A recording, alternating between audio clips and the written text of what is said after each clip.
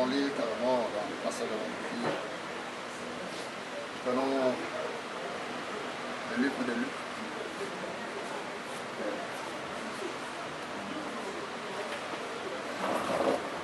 Le livre de Luc. Prenons Luc au chapitre 8. Le verset 22 dit ceci. Je pense que vous y êtes. Un jour, Jésus monta dans une barque avec ses disciples. Il leur dit, passons de l'autre côté du lac. Et ils partirent. Pendant qu'ils naviguaient, Jésus s'endormit. Un tourbillon fondit sur les lacs et la barque se remplissait d'eau et ils étaient en péril. Ils s'approchèrent et les réveillèrent en disant, Maître, Maître, nous périssons. S'étant réveillé, il menaça les vents. Il menaça les vents et le flot qui s'apaisèrent et le calme revint. Puis il leur dit, où est votre foi? Saisis de frayeur et d'étonnement, ils se dirent les uns aux autres, quel est donc celui-ci qui commande même au vent et à l'eau et à qui ils obéissent? Amen. Que Dieu vous bénisse encore. On va prier. Bien-aimé Père Céleste, nous te disons merci pour ce moment que tu nous accordes. C'est pour nous un moment d'écouter ta parole. Nous en avons besoin. Notre cœur étant soifé, étant affamé, nous avons besoin de toi, de cette nourriture spirituelle en ce temps, pour ce temps. Notre pain quotidien, voilà ce dont nous avons besoin aujourd'hui. Bénis-nous alors que nous sommes dans ta présence. Et bénis, Seigneur, cet auditoire invisible que nous ne voyons pas, mais que toi seul tu sais voir. Oh, que l'honneur te revient, que la gloire te revienne au siècle des siècles. Que tout plan de l'ennemi, Seigneur, contre ces instants, je le chasse dans le Nazareth, au nom du Seigneur Jésus-Christ. Nous t'avons supplié. Amen. Ici, nous sommes là dans... La scène se passe sur un lac. Alors que Jésus-Christ a donné l'ordre à ses disciples de passer de l'autre côté du lac. Quand Dieu dit une chose, la chose doit nécessairement arriver. La Bible dit ceci, si nous pouvons le lire, dans Josué chapitre 23, pour voir la fidélité de Dieu. Lorsqu'il dit des choses, la chose doit prendre place. Regardez ce que la Bible dit. Josué chapitre 23, le verset 14.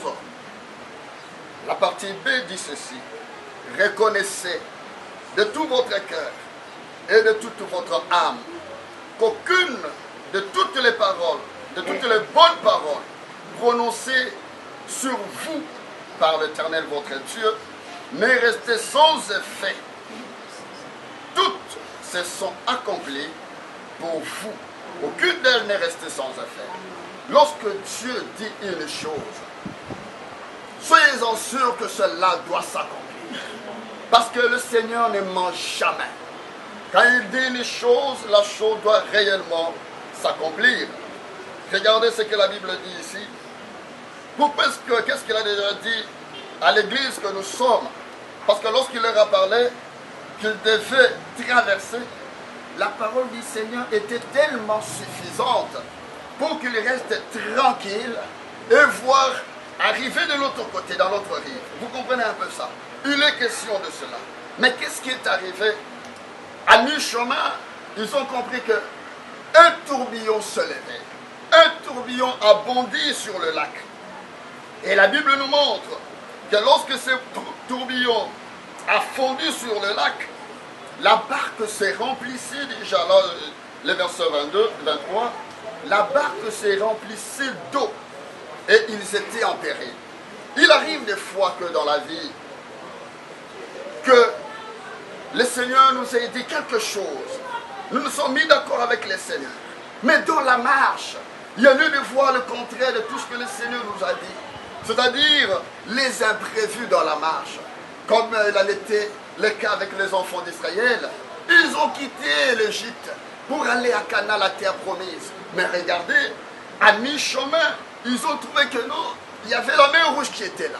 Le Seigneur ne leur avait jamais dit qu'il y aurait une mer rouge qui ferait obstacle devant eux. Non, le Seigneur n'avait pas dit ça. C'est-à-dire, dans la vie chrétienne, il y a toujours des imprévus. Mais ces imprévus-là ne sont pas prévus pour Dieu. Dieu sait que la chose sera là. Il veut voir si réellement vous croyez à sa parole. Que ce qu'il avait dit là, il va tenir à sa parole. Il leur a dit, regarde, vous allez quitter ici, nous allons traverser avec vous. Mais le Seigneur était là. Le tourbillon se levait et regarde, ils ont perdu la foi. Ils ont perdu la foi. C'est comme si, tel qu'ils étaient étonnés, le Seigneur aussi était étonné de la même manière. Non, le Seigneur ne peut jamais être étonné. Regarde, dans la Bible, il était déjà prévu, en rapport avec cette parole. Regardez dans Ésaïe au chapitre 43, si nous pouvons les lire, nous allons voir ce que la Bible dit. Par rapport à la traversée, la Bible nous montre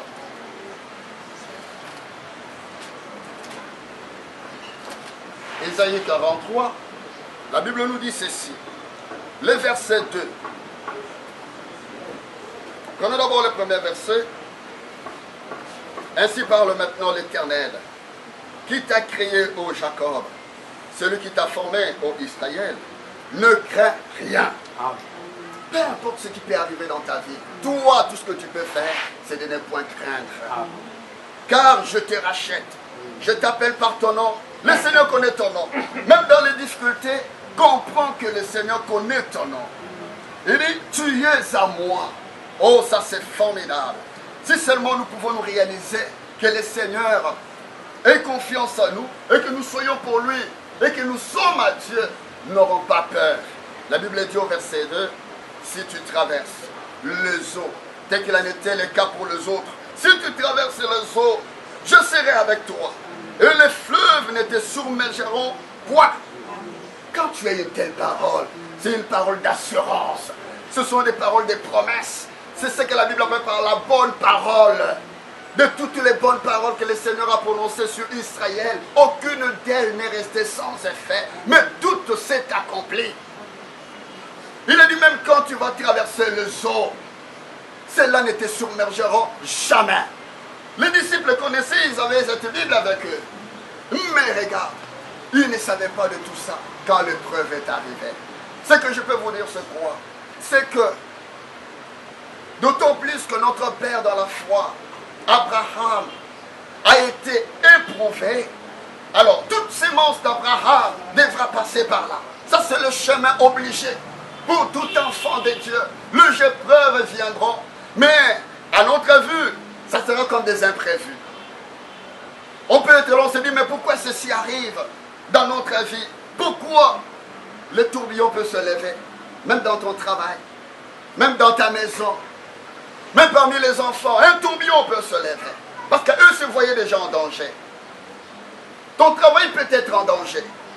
Tu peux sentir que non, vraiment ma santé est en danger, est en péril. Mais dans tout cela, qu'est-ce qu'il faudrait faire? Dans tout cela, qu'est-ce qu'il faudrait faire?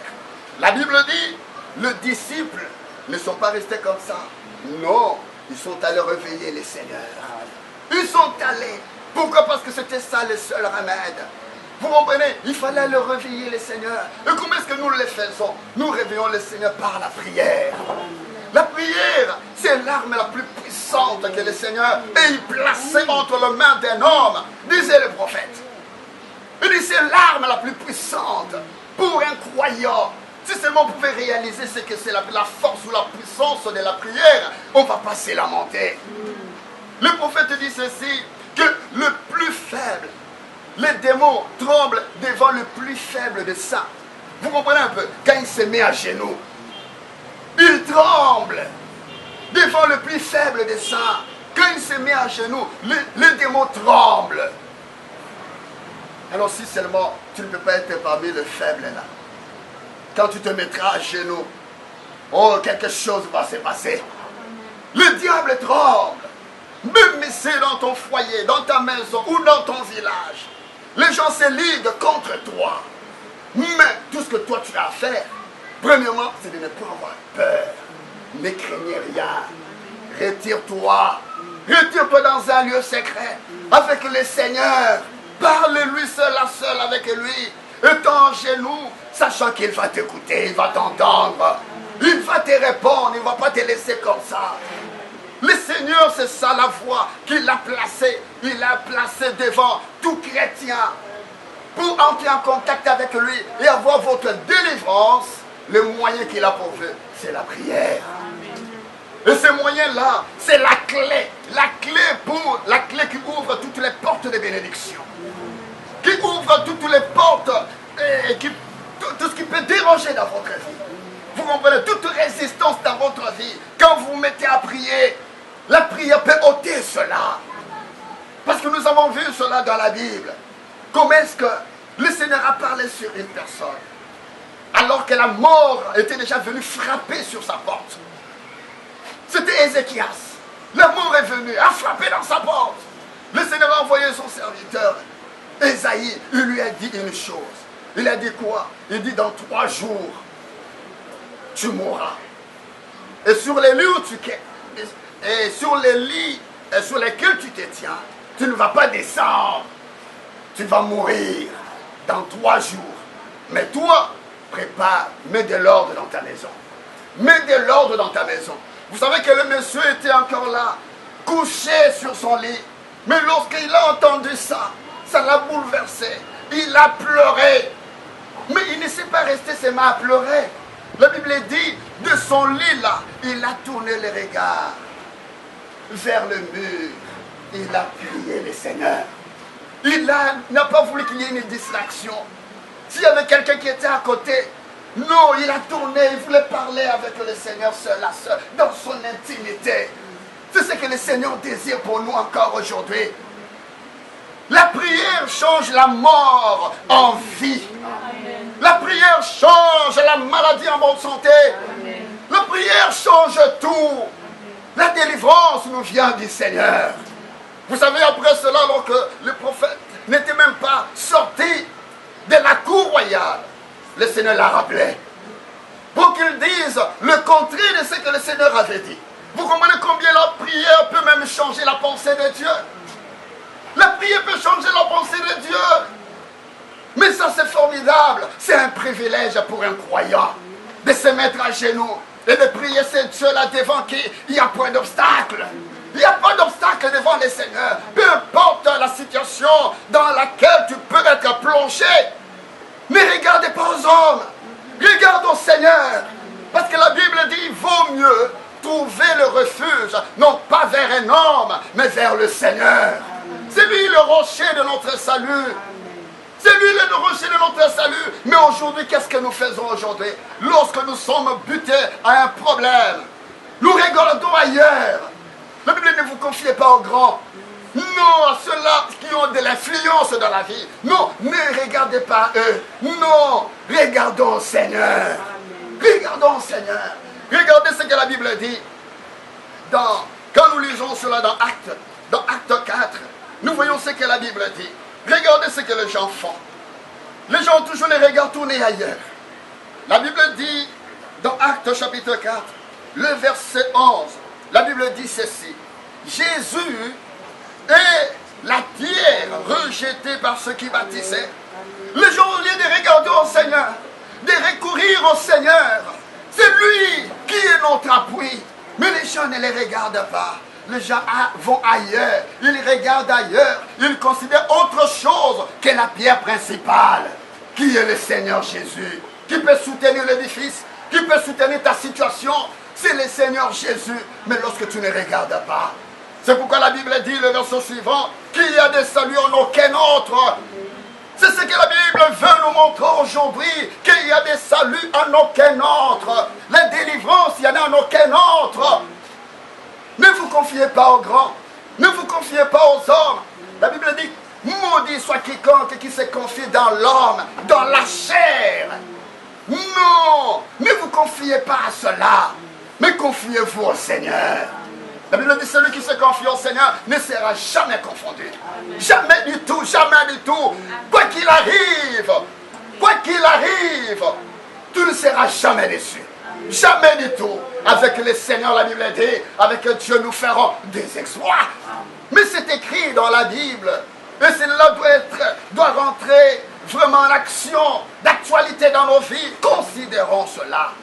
Le Seigneur est bon pour nous. Dieu nous a donné une foi par laquelle nous avons la délivrance. C'est la prière.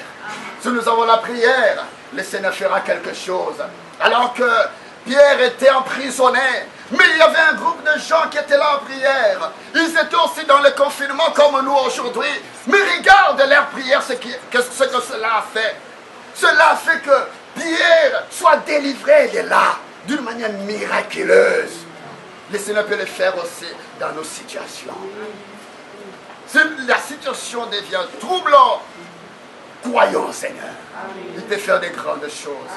Mais regardez à la fin, la Bible nous montre que lorsque le Seigneur l'a réveillé, il ne s'était pas resté là. Non.